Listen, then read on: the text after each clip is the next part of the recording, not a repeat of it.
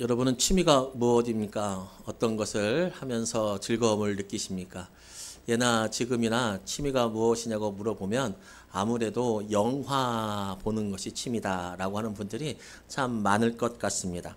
영화나 소설 그리고 어떠한 작품들을 보면서 여러분 이런 문구 한번 들어보셨는지 모르겠습니다. 주의, 노약자나 임산부 또는 심장이 약한 분은 보지 마십시오. 이거 들어보셨나요? 네, 들어보셨고 또 이 작품에서 등장한 모든 이름, 인물, 사건들은 허구입니다. 실존하는 인물, 장소, 건물, 제품과는 관련이 없습니다. 이런 말도 들어보셨죠? 또 반대로 이 영화는 실화를 기반하여 제작되었습니다. 라고 하는 문구도 아마 들어보셨을 것입니다.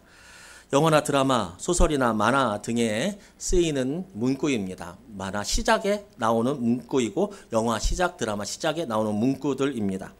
작품을 대하는 사람들에게 미리 공포가 있으니 마음의 준비를 하고 그렇게 대비를 하고 영화를 보고 소설을 읽으라 라고 하는 말이고 이 작품은 허구이니 오해하지 말아라. 진짜로 이런 일이 생기는 것은 아니다 라고 말씀하고 있는 것이 바로 이러한 문구이죠. 반대로 이 작품은 허구가 아니다. 그러니까 이 사실성에 집중해서 우리가 보고 또 이 사실의 중요성이 있다라고 하는 것을 가르쳐주기 위해서 이러한 문구들을 씁니다. 한마디로 보는 사람들, 듣는 사람들, 이런 사람들에게 미리 이 작품에 대해서 어떠한 마음가짐을 가지고 보아야 하는지를 알려주고 있는 것이 바로 이 시작의 문구이죠. 오늘 말씀이 있는 창세기 22장에 바로 이런 문구가 쓰여져 있습니다. 22장에 이런 문구가 쓰여 있는데 이것을 읽어야 이 말씀을 잘 이해할 수 있다. 바르게 이러한 마음가짐으로 읽어야 한다라고 나와 있는데 22장 1절 말씀 함께 읽겠습니다. 22장 1절 말씀 시작. 그 일 후에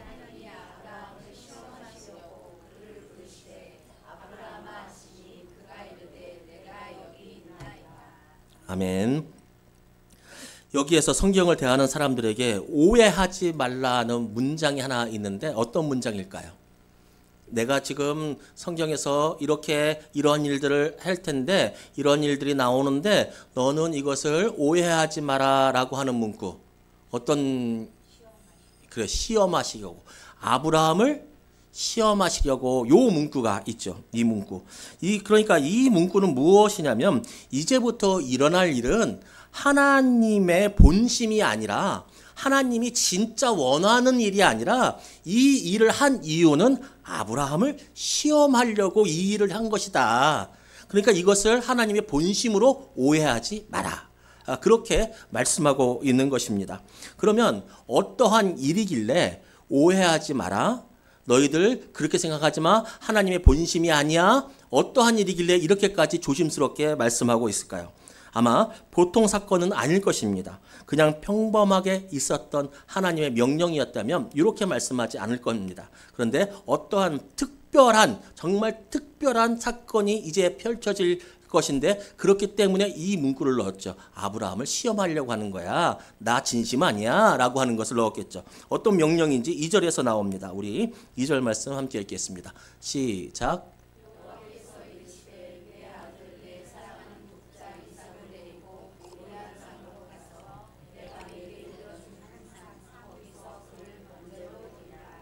아멘. 하나님이 오해하지 말라고 하나님의 명령은 진심이 아니고 단지 아브라함을 시험하려고 하는 거야 라고 하는 그 사건이 무엇입니까? 바로 독자 이삭을 하나밖에 없는 아들 이삭을 번제로 드리라고 하는 것이죠. 여기서 독자 이삭이라고 했는데 독자는 하나밖에 없는 아들이라고 하는 것이죠. 독자 이삭. 그런데 아브라함은 아들이 한 명입니까? 아니죠. 그런데 두 명의 지금은 아들이 있는데 왜 독자라고 불렀냐면 그만큼 가장 귀한 아들이다. 그리고 아브라함이 정통성을 후계한 아들이다. 그만큼 사랑하는 아들이다. 라고 하는 것을 가르쳐 주기 위하여서 이 독자 이삭이라고 하는 표현을 썼죠. 그 독자 이삭을 어떻게 하라고 하냐면 번제로 드린대요. 번제. 번제가 무엇입니까? 다 불태워서 없애버리는 거. 불태워버리는, 쉽게 말하면 자식 불태워 죽이라는 겁니다. 자식 불태워 죽이라는 거. 얼마나 끔찍한 일입니까? 정말 이건 정말 인간이 할 수 없는 가장 끔찍한 일이 바로 사람을 죽이는 일보다 더한 자식을 불태워 죽이는 일이 바로 이 사건인데 100살에 아브라함에게 주신 귀한 아들 이삭이었습니다. 그러나 이 100살에 주신 귀한 아들인 것을 떠나서 그냥 사람을 불태워 죽이는 것도 정말 우리가 감당할 수 없는 일인데 자식을 불태워 죽이라고 말씀하는 이 일은 정말 우리는 받아들일 수 없는 정말 큰 일입니다. 정말 큰 일입니다. 그래서 그 전에 말씀하신 겁니다. 하나님은 이 일을 왜 했냐면 아브라함을 시험하기 위해서 그런 거야. 너무 놀래지 마. 하나님은 사람을 재산을 받으시지 않는다는 구절이 성경에 여러 번 나오거든요. 왜 사람의 제사를 받지 않냐? 인신제사, 사람을 불태워 죽이는 제사, 사람의 목숨을 빼앗는 제사 왜 받지 않으시냐? 왜 받지 않으신다고 여러 번 나오느냐? 근동에 그 근처에 있는 사람들은 다 그렇게 제사 드렸거든요. 근데 하나님은 그런 분이 아니야 라고 하는 많은 구절이 성경에 나와요. 그런데 하나님께서 이렇게 말씀하신 것은 아브라함을 시험해서 하는 거야. 놀래지 마 라고 하는 것을 우리가 알고 보아야 합니다.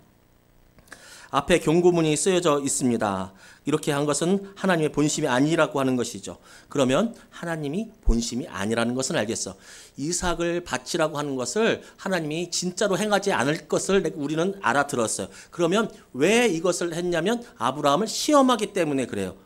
그러면 이 왜 엄청나고 크고 정말 큰 사건인 이것을 통해서 시험을 할까? 그러면 시험은 무엇일까? 시험이 도대체 무엇이길래 이러한 큰 일들을 벌이면서까지 시험하려고 하실까? 이 시험을 우리가 또 한번 알아보면 하나님의 뜻을 잘 알 수 있겠죠. 시험. 성경에서는 시험을 크게 2가지 내지는 3가지 정도로 나눌 수 있습니다. 시험을 2가지, 3가지 나눌 수 있는데 누가 주는 시험이냐라고 하는 기준으로 본다면 성경에서는 2가지 시험이 있습니다. 첫 번째 시험은 바로 악한 영이 우리에게 주는 시험입니다. 악한 영. 악한 영이 주는 시험은 우리 사람을 타락하게 하기 위한 유혹입니다. 하나님과 멀어지게 하려고 하는 생각을 자꾸 집어넣음으로써 그리고 악한 세상을 바라보면서 하나님과 멀어지게 하려고 하는 그 마음을 자꾸 집어넣으면서 우리와 하나님을 멀어지게 하려는 것. 그것이 바로 시험입니다. 시험. 유혹이라고도 표현할 수 있겠습니다. 그러니까 악한 영은 우리에게 유혹하는데 하나님과 멀어지라고 유혹합니다. 자꾸 외부에서 속삭입니다. 악한 영은 우리를 건드릴 수 없습니다. 예수 믿는 사람은 악한 영에게 휘둘림 당하지 않습니다. 다만 악한 영은 유혹할 뿐입니다. 유혹할 뿐입니다. 악한 영은 자꾸 외부에서 우리에게 속삭입니다. 악한 세상을 보여주면서 속삭입니다. 저렇게 살아도 된다고. 저렇게 살아도 아무 일 없다고. 저렇게 하나님 믿지 않아도 이 세상에서 행복하게 살 수 있다고. 아니, 보라고. 정직하게 사는 사람들이 이 땅에서 더 성공하고 더 많은 것들을 누리면서 살아가지 않느냐고. 그렇게 살아도 괜찮다고. 하나님 믿지 않고 살아도 정말 잘 살고 있지 않느냐고. 그렇게 악한 영은 우리에게 유혹하고 속삭입니다. 그런데 이 시련과 아픔, 고난만 가지고 우리를 악한 영이 유혹하는 것은 아닙니다. 무슨 얘기입니까? 나쁜 일을 자꾸 주어서 아파서 예수 믿어도 소용없네 라고 하는 마음만 주는 게 아닙니다. 악한 세상을 보여주면서 봐봐 다 잘 살잖아. 너 교회 다니면 잘 사는 거 아니야. 이런 것만으로 우리에게 유혹하는 것이 아니라 부귀, 영화, 입신, 양명을 통해서도 우리를 유혹합니다. 왜냐하면 악한 영의 최종적인 목적은 하나님과 멀어지게 하려고 하는 것이기 때문에 그렇습니다. 그래서 잘 되게 합니다. 때로는. 그리고 잘 되는 것도 사람들에게 자꾸 밀어주기도 합니다. 잘 된다고 다 하나님과 관계가 깊어지는 것은 아니기 때문에 그렇습니다. 오히려 잘 될 때 하나님과 멀어지는 경우가 참 많이 있습니다. 그래서 악한 영은 우리에게 자꾸 유혹하는데 때로는 돈으로 때로는 건강으로 자꾸 유혹하는데 그 결론은 하나님과 멀어지게 하는 것입니다. 두 번째 시험은 바로 하나님께서 오는 시험입니다. 하나님께서 주시는 시험. 이 시험은 믿음을 실제로 겪어보게 해서 증인으로 서게 하기 위한 것이 하나의 목적이 있습니다. 이게 무엇이냐면 내가 어려움을 당할 때 눈으로만 보고 귀로만 듣고 경험하지 못한 것들을 우리가 믿잖아요. 우리는 경험한 것을 믿는 것이 아니라 하나님이 말씀한 것을 믿기 때문에 다 경험하지는 못하잖아요. 그렇죠? 우리는 다 경험하지는 못해요. 우리는 물리를 걸어본 적이 없어요. 그래도 하나님께서 걷게 하시면 걷는다는 것을 우리는 믿는 거예요. 우리는 경험한 것을 믿는 것이 아니라 말씀한 것을 믿죠. 그런데 이 말씀한 것을 믿을 때, 이 말씀한 것이 경험될 때 우리의 믿음은 더욱더 뜨거워지죠. 그래서 이러한 연단과 시험을 주실 때, 어려운 일이 있을 때 기도했더니 그 일이 해결되고, 어려운 일이 있을 때 말씀으로 위로받고, 어려운 일이 있을 때 예배로 회복되고 예배로 해결되는 이 일들이 우리가 경험되면 이러한 시험을 통해서 하나님과 더욱더 가까워지게 된다는 사실이죠. 그래서 하나님은 이 일을 우리에게 허락하시고 시험하신다라고 하는 거예요. 그런데 이것을 조금 더 다른 시각, 아니면 비슷한 시각이지만 다르게 표현하자면, 하나님의 시험에는 중요한 요소가 있는데 그것이 무엇이냐면 바로 훈련입니다. 훈련. 하나님의 시험은 훈련이 있습니다. 훈련이 과정에 있습니다. 연약한 주의 백성들을 더욱더 강하게 하고 굳건하게 하시기 위해서 우리를 훈련하시기 위해 시련과 아픔을 주시기도 합니다.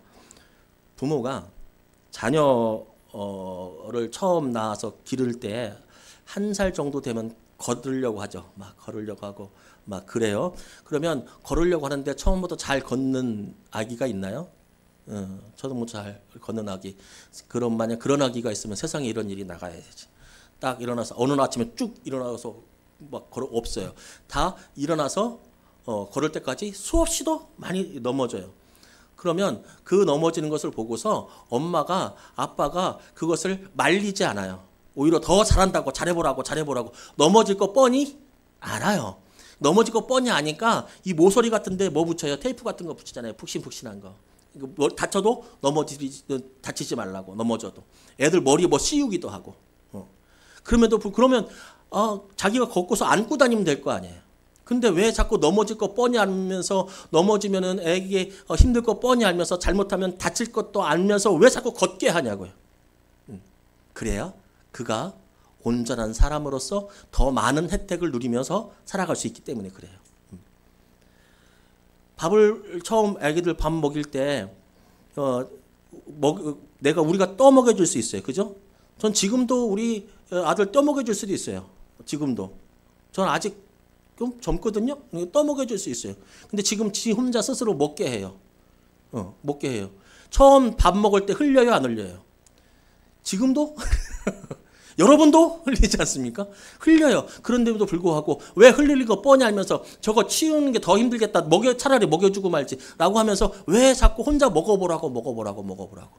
왜 그렇게 혼자 먹게 두면 내가 먹여줄게 하지 않고 잘한다 왜 해요? 이게 훈련이에요. 훈련. 더 성숙하고 스스로 자립할 수 있는 아이로 자라나고 가게 하려고 훈련하는 거예요. 넘어질 거 알면서도, 흘릴 거 알면서도. 이렇게 굳건한 사람이 되게 하려고 훈련하고 하나님은 시험을 주신다라고 하는 거예요. 이 말이 성경에 너무 하나님의 마음이 잘 표현되어 있는 구절이 있습니다. 하나님이 우리에게 왜 시험을 주시는가, 정말 잘 표현되는 말씀. 이 말씀 기억하면서 우리 신명기 8장 16절 말씀 한번 기억하면서 집중하면서 읽어보겠습니다. 시작.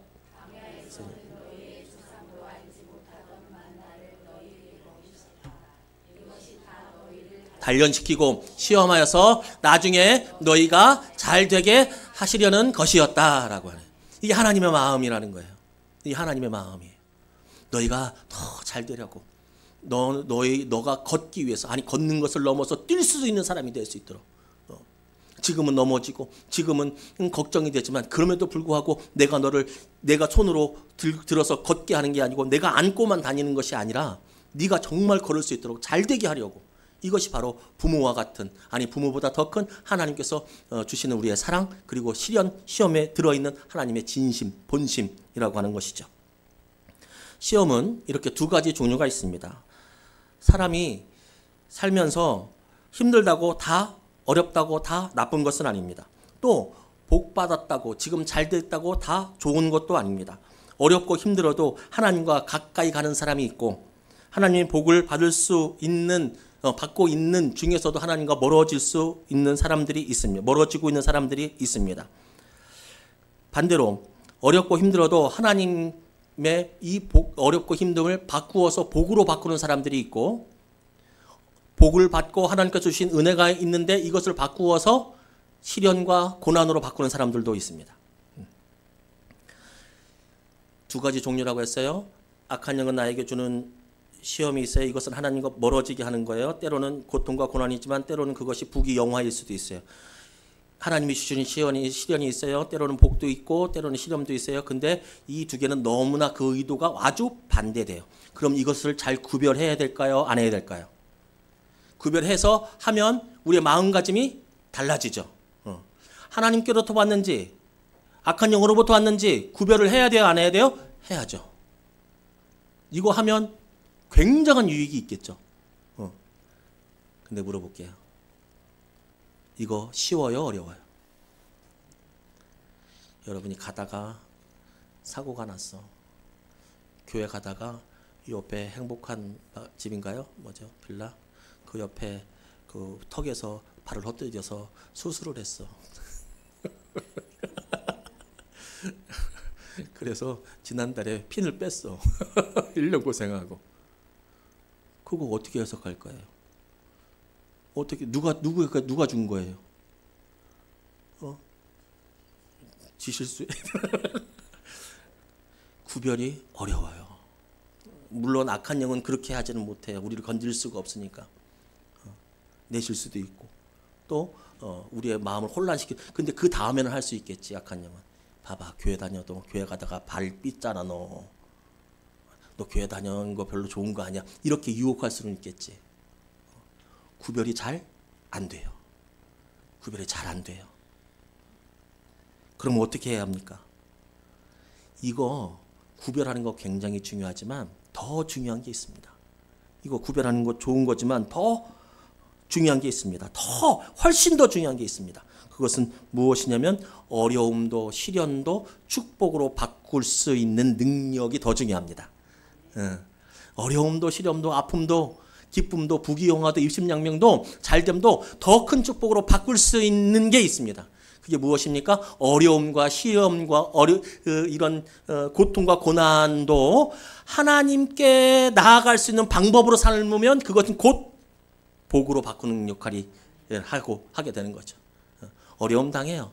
어떤 사람은 이 어려움 때문에 밟힌 것 때문에 아유 교회 안 다닐란다 하는 사람이 있고, 아 그래 내가 이렇게 다닐 때도 이렇게 지켜주셨고 더 다치지 않고 그래 이럴 때일수록 또 하나님께 더 기도해야 되지 라고 하는 사람들이 있고, 시험 때문에 공부 때문에 바쁘다고 교회 안 다니는 고3짜리가 있고, 시험 때문에 바쁘니까 더 기도해야 한다는 고3짜리가 있고.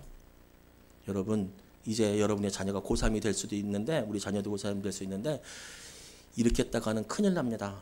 고3 때 한 1년만 공부해라. 그래서 대학 가면 다녀라. 큰일 납니다. 이렇게 해가지고 교회 안 다니는 애들 부지기수입니다. 그 1년 때문에. 어떤 사람은 바쁘니까 더 기도하고, 어떤 사람은 힘드니까 더 기도하고, 어떤 사람은 즐거워서 교회를 멀리하고, 어떤 사람은 즐거워도 아 이것도 큰 은혜구나 하나님 감사합니다 더 가는 사람이 있어요. 어디서부터 왔는가? 라고 하는 것도 중요한 것. 더 중요한 것은 이것을 어떻게 바꿔서 나에게 축복이 될 수 있도록 바꿀 수 있는가. 이게 더 중요한 것입니다. 직장의 문제, 가정의 문제, 건강의 문제, 자녀들의 문제로 하나님께 더 간구하고 더 나아간다면 우리는 그것이 축복의 길로 바꾸어 갈 수 있는 길인 것입니다.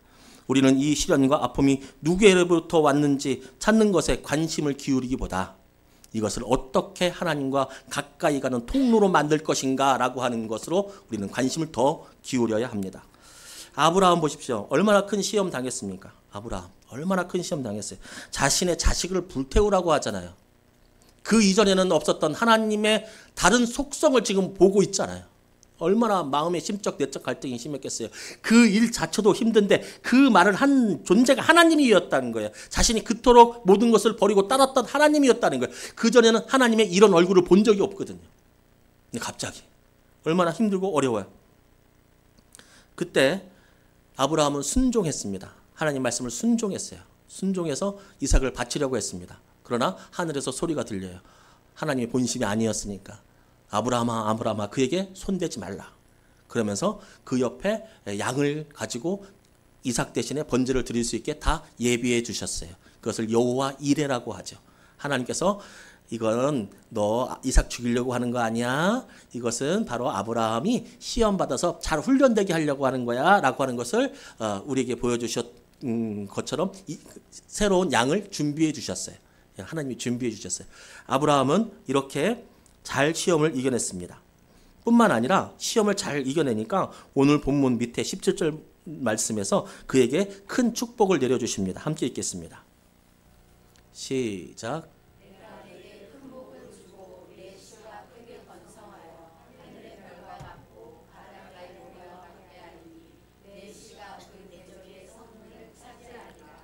아멘. 할렐루야. 할렐루야. 시험을 이기면 축복이 됩니다. 훈련을 잘 받으면 그 뒤에 열매와 메달이 따라오게 되어 있습니다. 아브라함이 이렇게 시험을 이겨서 축복을 받았는데, 그러면 처음에 시험을 주신 그 이유들 살펴봤고 그 시험의 내용들 살펴보았어요. 그러면 이제 제일 중요한 거, 어떻게 이 훈련을 잘 이겼을까? 방법이 뭘까? 이게 정말 중요하지 않겠습니까? 시험을 이겨야 돼요. 시험을 바꿔야 돼요. 뭘로? 복으로 바꿔야 돼요. 그런데 어떻게 하면 바꿀 수 있을까? 이게 제일 중요하지 않겠습니까? 아브라함이 자식을 바치라고 하는 이 시험과 이 내적 갈등, 이 정말 엄청난 일들을 어떻게 복의 통로로 바꾸었을까? 그것은 무엇입니까? 순종입니다. 그것은 무엇이냐면 순종이에요. 순종. 하나님이 가장 소중한 것을 바치라고 했을 때 힘들고 아파도 알겠다고, 그러겠노라고, 하나님 말씀이니 틀릴 리가 없다고, 이제까지 하나님께서 날 돌보아 주셨고 앞으로 이삭을 통해서 큰 민족을 이루어내 주신다고 하셨사오니 그럴 리가 없다고, 하나님 말씀이니 그렇게 하겠다고, 어떻게든 하나님이 이루어 주시겠지. 다른 신약 성경에 보면 이삭이 부활할 줄 알았대요. 어떻게든 하나님은 나를, 우리의 민족, 우리의 가문을, 이삭을 그렇게 보낼 일은 없다고 하나님을 믿고 순종한 거예요. 말씀에. 여러분, 순종해야 합니다. 순종해야 삽니다. 순종해야. 하나님 말씀이 저거 아니야, 저거 아니야 하면 아닌 겁니다. 저거 맞는 거야 하면 맞는 겁니다. 핑계 없습니다. 토달 거 없습니다.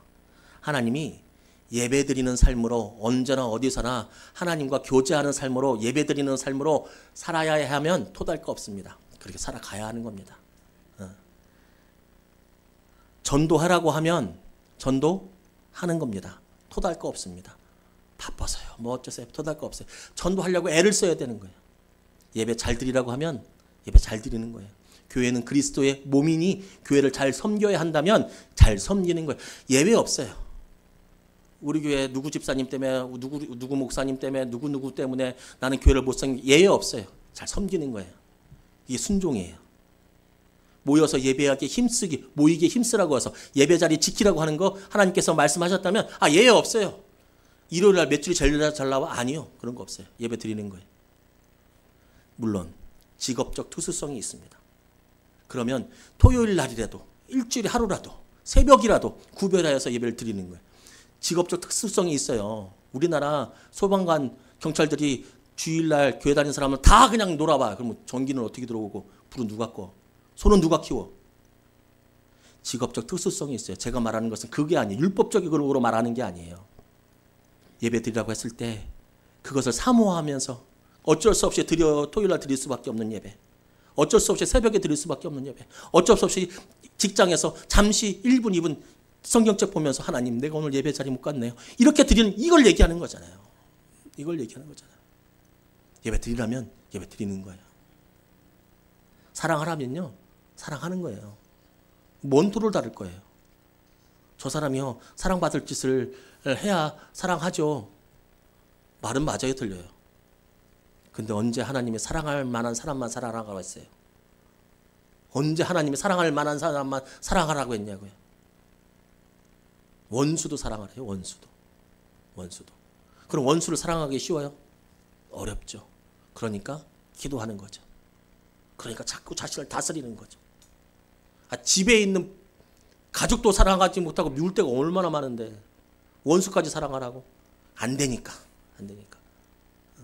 10년, 20년 제일 친하게 지내다도 말 한마디로 틀어지는 건 인간의 관계인데 사랑하라고? 예수님이 사랑한 것처럼 우리도 서로 사랑하라고? 안 되니까 힘드니까 기도하는 거예요. 토달 거 없어요. 토다는 건 순종 아니에요. 토달 거 없어요. 그렇게 순종하면 고난과 역경이 변해서 축복으로 그리고 은혜로 우리에게 다가옵니다. 물이 변하여 포도주가 된 것처럼 고난과 역경도 순종하면. 아브라함이 지금 그랬잖아요. 자식 죽게 생겼어요. 근데 이게 나중에 봤잖아요. 축복으로 바꿨다니까. 순종하니까.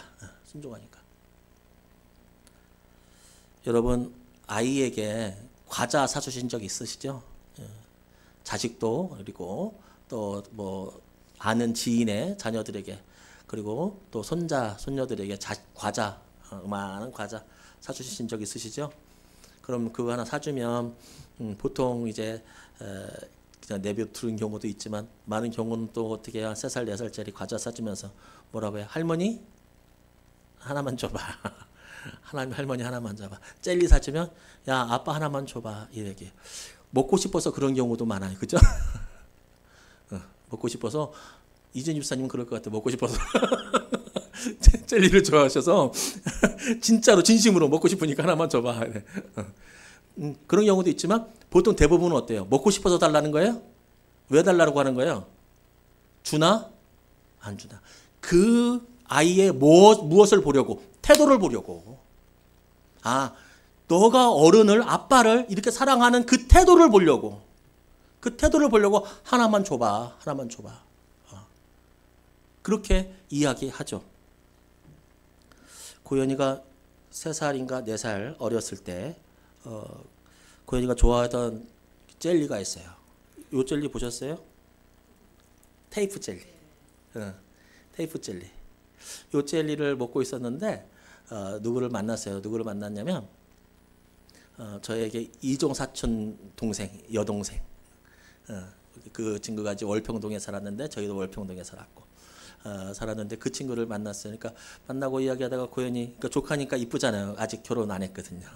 이쁘잖아요. 그래서 얼마나 이뻐요. 그래서 아이고 고현아 이쁘다. 그래서 이걸 먹고 맛있게 먹고 이랬길래 고현아 조금만 줘봐 하니까 고현이가 줬을까요? 안 줬을까요?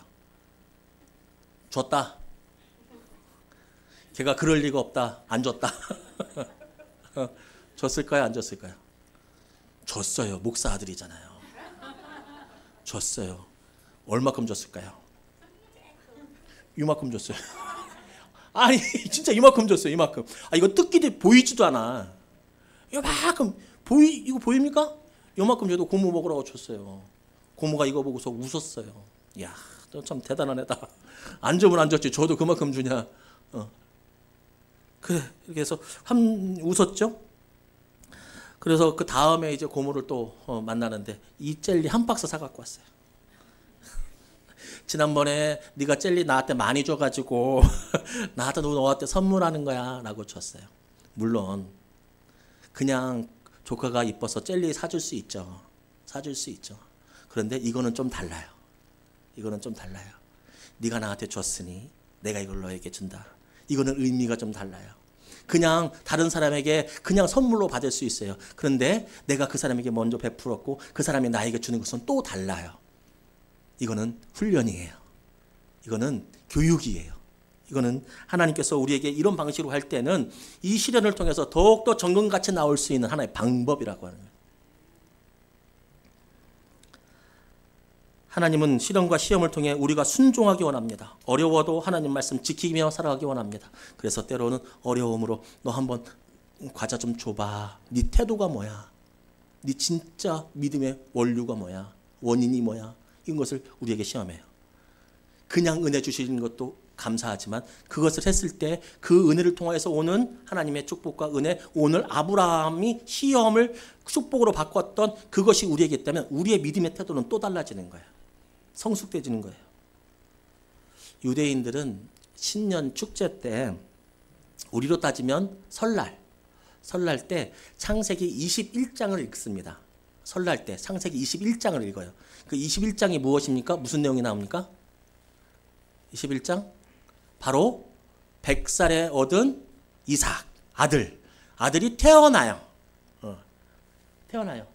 저기 써 있죠? 하나님의 나라를 웃게 하시니 듣는 자가 다 나와 함께. 창세기 21장. 이것을 신년에 읽어요. 새해 첫날에 읽어요. 왜 이 말씀을 읽을까요? 1년 내내 하나님께서 주시는 기쁨이 가득하기를 원하는 소망. 그리고 하나님의 약속은 조금 늦더라도 조금 더디더라도 100세라도 하나님께서는 약속을 지키신다라고 하는 믿음의 고백. 또 하나, 하나님께서는 100살에도 아들을 주실 수 있다는 전지전능하신 하나님이다라고 하는 확신. 이것들을 고백하면서 창세기 21장 다 나와 함께 웃으리로다. 그 이삭의 탄생을 읽어요. 그러면 신년 첫날 이것을 읽는데 둘째 날은 뭐 읽는 줄 아세요? 둘째 날. 초하루 그 다음 날. 그 다음은 뭐를 읽냐면 22장을 읽어요. 22장. 22장은 바로 오늘 말씀이에요. 오늘 말씀은 무슨 내용입니까? 자식을 바쳐라 라고 하는 내용입니다. 아브라함이 21장에서는 기쁨을 느꼈고 모처럼 행복을 느꼈습니다. 그래서 이렇게 되게 하는 마음으로 성경책을 읽는데 22장에서는 아들 이삭을 바쳐야 한다는 시련과 고통이 다시 찾아옵니다. 설 다음 날 유대인들이 이 말씀을 읽는 것은 기쁨이 있으면 슬픔이 있고 성공이 있으면 낙심이 있고 빛이 있으면 어둠이 있고 축복이 있으면 연단과 시험도 있다. 그러니 너는 연단과 시험, 어둠과 실패를 잘 극복해야 한다. 믿음 안에서. 그것을 말하고 싶은 것이죠. 우리의 인생이 이렇습니다. 은혜와 축복이 있지만 시험과 연단도 계속됩니다. 시험과 시련, 어려움과 낙심을 만날 때 여러분 반드시 기억해야 합니다. 반드시 기억해야 합니다. 함께 읽었던 신명기 8장 16절 말씀. 이것이 다 너희를 단련시키고 시험하셔서 나중에 너희가 잘 되게 하려고 하시는 것이다. 이 말씀을 기억해야 합니다. 여러분, 우리는 바보가 아닙니다. 우리는 고통을 당하면서 기쁨을 느끼는 사람들이 아닙니다. 우리는 어리석은 사람들이 아닙니다. 우리는 하나님께서 주신 일반적인 지식과 지혜가 있습니다. 우리를 힘들게 하고 어려운 거 시험을 만나면 기뻐하고 좋아하라는 얘기입니까? 아니죠. 이것을 찾아가고 억울하고 힘들고 아파도 다른 곳에 찾아가지 말고 하나님 앞에서 찾아가라고. 아프고 힘들어도 원망을 해도 하나님 가서 앞에 가서 원망하라고. 우리는 세디스트가 아니에요. 고통당하면 좋아하는 사람이 아니에요. 그럼에도 불구하고 우리가 고난과 시련과 역경 속에서 하나님을 찾아가는 것은 무엇입니까? 하나님께서 너희를 잘되게 하실 것이다 라고 하는 이 약속 믿고 찾아가는 거예요. 내가 지금 어렵고 힘들고 정말 몸도 마음도 어렵다. 그리고 비전도 어렵다. 앞날도 어렵다. 가정도 어렵다. 다 어려워도 이 모든 것들을 바꿀 수 있다. 축복으로 바꿀 수 있다. 이 모든 것들을 통해서 하나님이 나를 잘되게 하시려고 하는 것이 하나님의 본심이다. 이것이 순종의 근거입니다. 변화시킬 수 있는 열쇠는 순종에 있지만 그 순종의 근원은 하나님께 있다. 근원이 하나님께 있다. 잘되게 하시려고. 너 잘되려고 하는 거야. 이 말씀 기억하면서 순종으로 시련과 역경을 변화시켜 축복의 삶, 의미 있는 삶, 하나님 나라의 기쁨을 누리며 살아갈 수 있는 우리 모두 되기를 주님의 이름으로 축복합니다. 아멘.